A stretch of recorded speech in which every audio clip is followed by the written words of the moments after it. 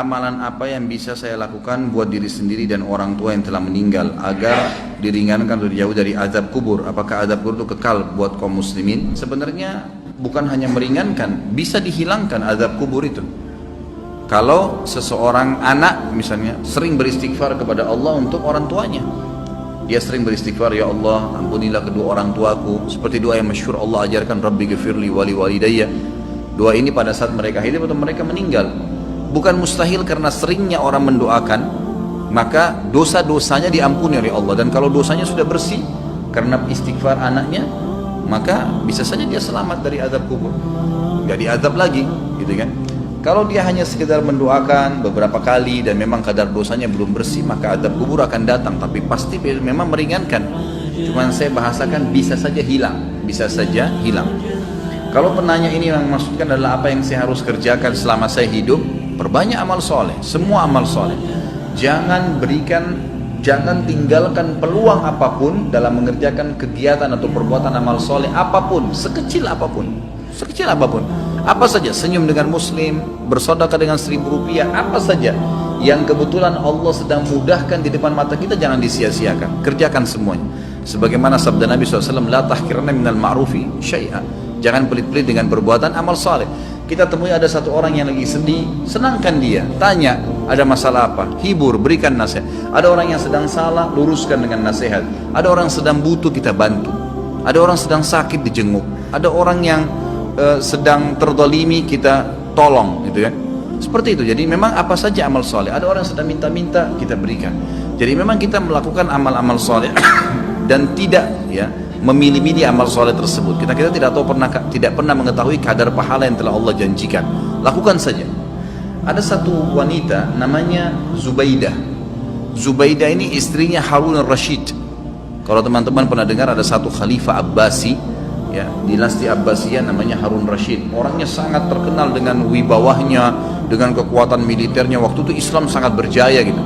Istrinya namanya Zubaidah, terkenal sekali. Zubaidah ini suka bersedekah sampai sekarang kalau Bapak Ibu sekalian lagi melewatin antara Arafah ke Muzdalifah, itu ada seperti benteng bangunan lama gitu, cukup panjang berapa kilometer, itu dibangun oleh Zubaidah untuk memberikan minum jemaah haji karena sukanya beramal saleh gitu.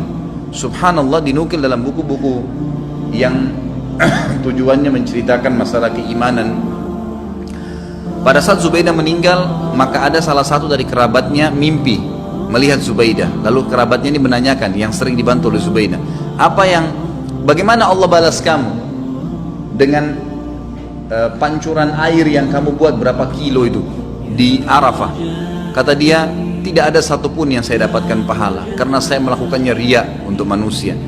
Lalu bagaimana keadaanmu? Kata kerabatnya, dia bilang, Allah telah ngampuni saya dengan sholat malam, 2 rakaat sholat malam yang saya rutin jaga setiap malam.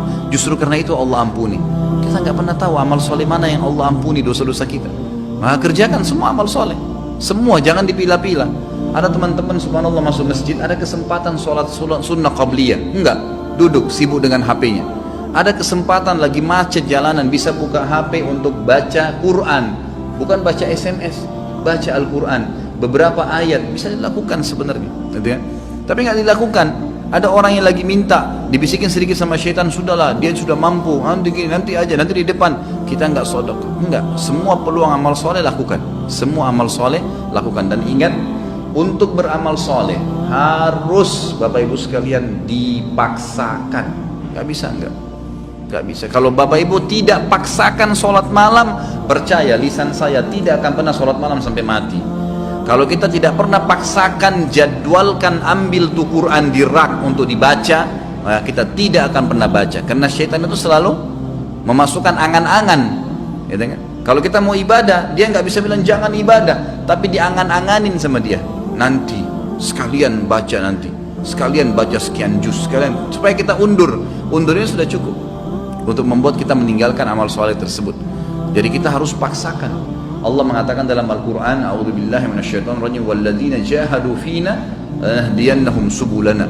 Orang-orang yang memaksakan diri untuk menempuh jalan-jalan kami, maksudnya perintah-perintah kami, mengerjakan kewajiban yang sunnah, semua dijadwalin sama dia, dipaksakan diri, kami akan pandu dia menuju ke jalan-jalan kami. Kalau kita nggak paksain nggak bakal bisa. Paksain, jadwalin, ya, ajak keluarga, ajak istri, ajak anak, harus, nggak bisa enggak. Selama hidup saya tidak rincikan, semua kesempatan amal soleh lakukan, yang wajib dan yang sunnah, ya, yang wajib dan yang sunnah. Kalau kerabat kita yang sudah meninggal, ada beberapa amal soleh yang bisa kita sampaikan untuk mereka. Yang pertama itu adalah memperbanyak istighfar, bertaubat, ya, mengatakan ya Allah ampunilah, ya Allah rahmatilah. Sebagaimana kita tahu doa pada saat kita sholat jenazah, kita mendoakan itu, Allah maghfirlahu warhamhu, ya Allah ampuni dia, ya Allah rahmati dia. Tadi doa Rabbi ghafirli wali walidayya untuk orang tua, itu juga termasuk minta agar diampuni. Allah maghfir lil muslimina wal muslimat, itu untuk orang hidup dan mati kita bisa doakan istighfar. Ini sangat besar manfaatnya. Ada juga dalam hadis Bukhari dijelaskan akan datang nanti seseorang pada hari kiamat dikasih pahala bergunung-gunung.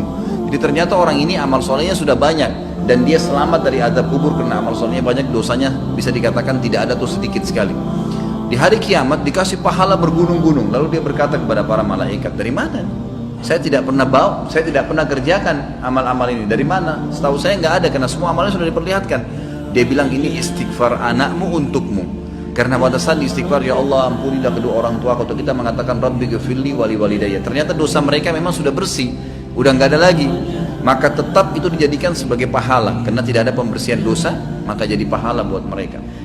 Kemudian ilmu yang bermanfaat yang dia milikin, yang pernah diajarkan kepada kita, makanya saya sarankan orang tua agar selalu tiap hari berbicara dengan anak-anak, titipkan selalu pesan-pesan agama kepada mereka, masalah sholat, masalah apa saja.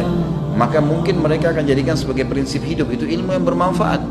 Karena tidak semua orang bisa jadi penulis. Kalau antum bisa jadi penulis itu sangat bagus, menulis banyak karya tulis kemudian dibaca oleh orang-orang, itu sangat luar biasa. Seperti Syekh Abu Bakar Jazair sekarang, bukunya yang kita bedah ini, beliau sudah meninggal rahimahullah dan kita bisa belajarin ilmunya gitu kan. Tapi kalau tidak, maka apa saja, termasuk ulama mengatakan kalau seorang ibu mengajarkan anaknya cara masak dan dia praktekin dalam hidupnya, itu ilmu yang bermanfaat. Seorang ayah mengajar anaknya untuk ke masjid, laki-laki misalnya, mengajar anak-anak untuk mewajibkan mereka untuk pakai jilbab, lalu jadi prinsip hidup mereka, itu semua ilmu yang bermanfaat. Itu semua ilmu yang bermanfaat. Kemudian sedekah jariyah yang ketiga, sedekah yang berjalan terus, ya, program-program, perbaiki masjid, ya, rumah anak yatim. Dan ada di sini yang saya ingin ditiberatkan, yang banyak dilupakan oleh kaum muslimin, ya. Kita masih jarang sekali berpikir untuk membiayai para dai-dai dan ulama-ulama kita. Ada tulisan buku yang insya Allah juga sudah saya tulis, ya, insya Allah saya terus akan penuhi poin-poinnya. Saya judulnya itu Wahai Muslim muliakanlah ulama. Kita kadang-kadang berpikir atau belum berpikir, ya, kalau bertemu antara seorang alim ulama memang dia sangat luar biasa ilmunya.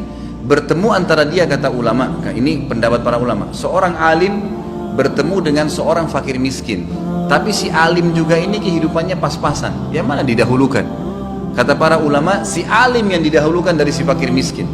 Karena dia juga dalam keadaan miskin. Kenapa? Karena satu orang alim itu bisa memberikan manfaat kepada jutaan umat dibandingkan dengan orang fakir miskin yang tidak punya ilmu. Sampai pada tingkat itu. Kalau di Saudi ada sponsor dai, ada pembiayaan para ulama. Tidak ada ulama itu yang sengsara. Kalau di Timur Tengah, mereka disiapkan segala-galanya oleh kerajaan atau oleh kaum muslimin yang membiayai mereka. Ini juga hal yang mendasar. Itu bisa menjadi sedekah jariyah karena pada saat dia ternyata melakukan, ya, taklim, dia bisa nulis buku, ya, dari sumbangan harta yang kita kasih, maka tentu kita akan punya andil. Masjid dibangun, rumah anak yatim, memperbaiki janda-janda, rumah-rumah janda, kemudian membantu kaum muslimin kayak sekarang yang lagi, ya, tersiksa, ditampung mereka, kita sumbang. Itu semua hal-hal mendasar yang bisa menjadi berbanyak, ya, amal kita nanti pada saat meninggal. Kemudian haji dan umrah ini juga dibolehkan bagi orang yang hidup menghajikan dan mengumrahkan orang yang sudah meninggal atau orang yang sudah tidak mampu. Hadis Bukhari menjelaskan masalah itu. Seseorang datang kepada Nabi SAW berkata, ya Rasulullah, sungguh ya Rasulullah, orang tua saya, ayah saya sudah tidak mampu mengadakan perjalanan haji, umrah, bahkan musafir, tapi masih hidup, sudah tua sekali nggak mampu. Apakah boleh saya haji dan umrah untuknya? Kata Nabi SAW, umrah dan hajilah untuknya. Berarti orang tidak mampu boleh. Orang yang sudah meninggal adalah hadis Bukhari juga, seseorang sahabat pada saat sedang haji bersama Nabi SAW, lalu dia berkata, ya Allah, labbaik Allahumma hajjan an syubrumati. Ya Allah, saya niat haji untuk syubrumah, keluargaku yang sudah meninggal. Lalu Nabi SAW mengatakan, ahajajta an nafsik, kau pernah haji nggak buat dirimu? Dia bilang, belum ya Rasulullah. Kata Nabi SAW, huj an nafsik thumma huj an syubrumati. Haji dulu buat dirimu, baru kau boleh hajikan kerabatmu yang sudah meninggal. Hadis ini juga menjelaskan bolehnya haji dan umrah untuk kerabat. Ini kurang lebih yang diberikan gambaran oleh para ulama.